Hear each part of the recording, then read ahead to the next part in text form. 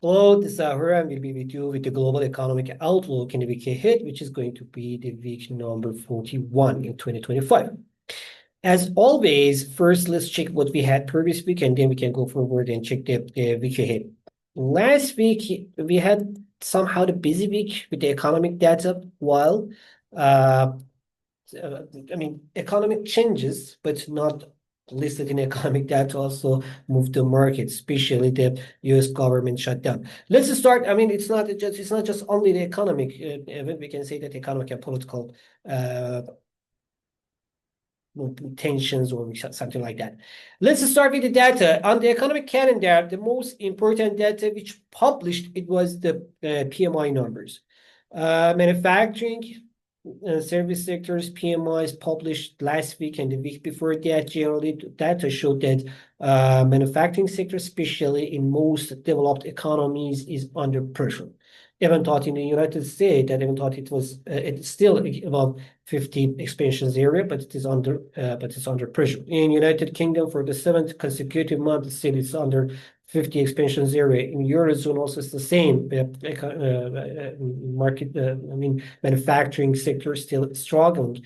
In China, but on the other hand, we have some slightly better than expected data showed that the Chinese economy is slightly moving forward. Don't forget that the Chinese national holiday started from October 1st to October 7th, also continuing still, and it can affect the economic activities. As you know, we will, especially the service sector, with the holidays, with the hotels, restaurants, probably retail sales affecting from these holidays. That's why generally we expect to see a little bit better than expected and better than compared with the previous months, better the economic data for October.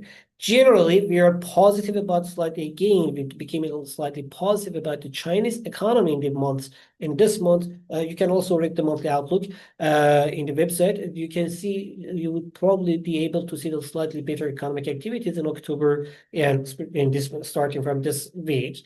While in China, while in other economies, especially in Europe, still the economic activities and especially in the manufacturing sector is still under pressure and struggling. In the United States, the labor market data, we had part of that.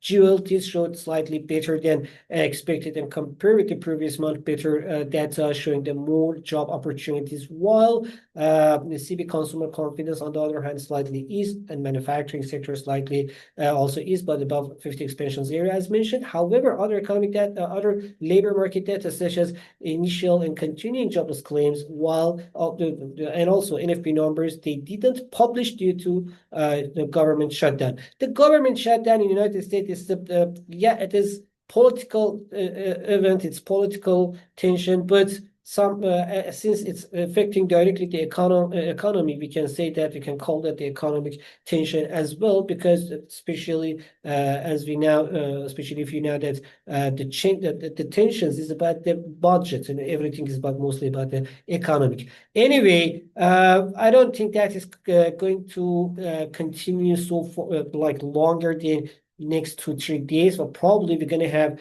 we will see that they're gonna get to some point on Monday or Tuesday most probably, and we will have the NFP numbers next week. After previous week's ADP data showed that the 53,000 jobs we lost in the United States last month, probably the NFP numbers also wouldn't be too much bright.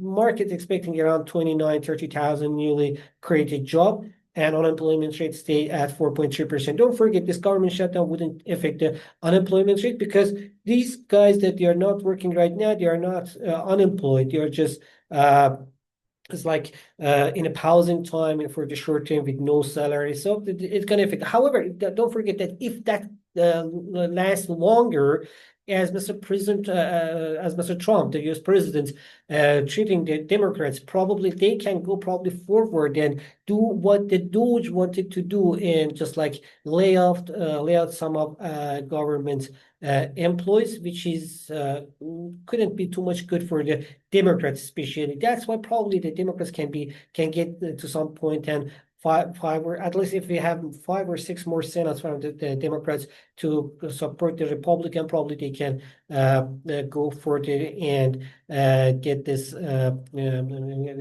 law done. Anyway, get this budget done. The budget, yes, about the budget bill for the short term at least. Anyway, this is what's going on in the market. Don't forget how the geopolitical tensions, Russian and Ukrainian tensions still continuing, especially with the Russian tensions with the Europeans and also in the Middle East. But we have some positive data while the Hamas, the Palestinian Hamas, accepted the President Trump's peace agreement. And so yeah, so we have to wait and see what's going on. Israel somehow they announced that they paused their military action in Gaza, and probably we can see some peace there. Hope we can see finally some peace in Gaza. Our prayer is for people there, for all the people which is living in those areas to have better life, at least in the future, and get rid of terrorists. On the economic calendar, in the week ahead, we will not have too much data to watch. We're going to have on Wednesday, we will have the Reserve Bank of Australia's monetary policy meeting where we are expecting 25 basis point rate cut. And at the same day later, we're going to have the Fed meeting minutes of previous meeting, which was held in September. These meeting minutes will be very important, as we know that there are too many agreements and disagreements we had in between the members, between the FOMC members. So we're going to wait and see what exactly happened with the minutes. We can understand what's going on, what was going on actually in the meeting, that we get such a massive, the most mixed or most impressed, we can say how I can say the worst meeting that Fed had in the past 10 years. But in the week ahead, we're going to have too much speeches from all central banks, from just beginning from the Japanese central bank, governor with coming to the United Kingdom, European, Eurozone, and United States. And not just the governor is going to have, and also we're going to have the Reserve Bank of Australia's governor speech right after the policy meeting. However, it's not just about the governors. Especially in the United States, we're going to have almost all policymakers' speech during the week, and we have to watch that very carefully. Watch them actually very carefully. However, we have to watch the President Trump's speech as well. We know he's kind of the president that his speeches usually affect the market directly, not just like many others president, because he's always talking about the economy, and these economic changes or something saying something about the economy can affect the economic data and markets. Anyway, don't forget that from the week later, we're going to have the earnings reports. The fourth quarter started. We're going to have the third quarter's earnings, and they will also be very important to be watched closely. Yeah, that's what we're gonna have to generally from the week ahead. I mean, we don't have too much data to watch. We have some retail sales numbers and industrial production from European countries, consumer inflation. Something. I mean, the data that we're gonna have in the economic calendar, they wouldn't be that much important data that can directly affect the market. Checking the market. I mean, in the week ahead, the speeches will be very important, and geopolitical tensions and also government shutdown. You know, and also if they can conclude in some points, maybe we're going to have the NFP numbers in the week ahead. And if that, it can be important data, the most important data in the week ahead, which we can probably have. Looking at the markets, as you can see here, the VIX still moving around 17.75, showing that the much higher than 15 expected area, 15 normal or standard area, shows that the market risk is still high. That higher risk affecting the US dollar demand. Dollar index increased above, I mean, stabilizing itself above 97. With these things going on, we probably can see the dollar index going forward towards 98 area. As in the gold chart, looking the prices, we can see with the printing new all-time high, OBV couldn't follow the trend, and that's why we can say that probably in the week ahead we can see some correction. However, especially if the peace talk in Gaza goes forward, we can see some less tensions there, and it can affect negatively the gold price. On the energy market, if you say that while the gas price is still increasing and we are still positive about the gas price, $3.85 probably will be the next week's target. On the oil front, with the weaker than expected manufacturing data, we probably can see some pressure on the oil between $6 and $62 are the targets for the week. However, don't forget we have many buy positions around $64 as well. The rig count numbers also showing that the number of the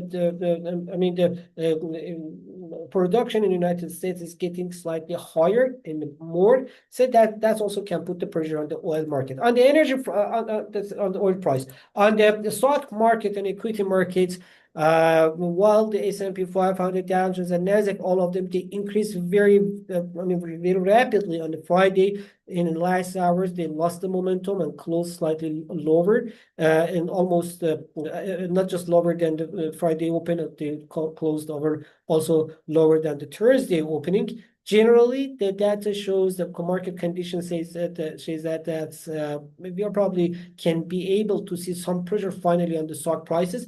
The AI companies are the main AI stocks are the main market driver, and that's risky. We are in a risky if they can continue the trend. I mentioned several times. As long as the AI companies, the tech companies can continue their progress, they can move the market. But if something happens, say something happened for them, as the market basing right now on the tech companies and the AI stocks, if something happened for these companies, we're going to have some negative reactions from them, some negative news or some negative data from them. It can crash the market. That's why the market risk is really high. Same thing is for the Nasdaq and same thing for the Dow Jones.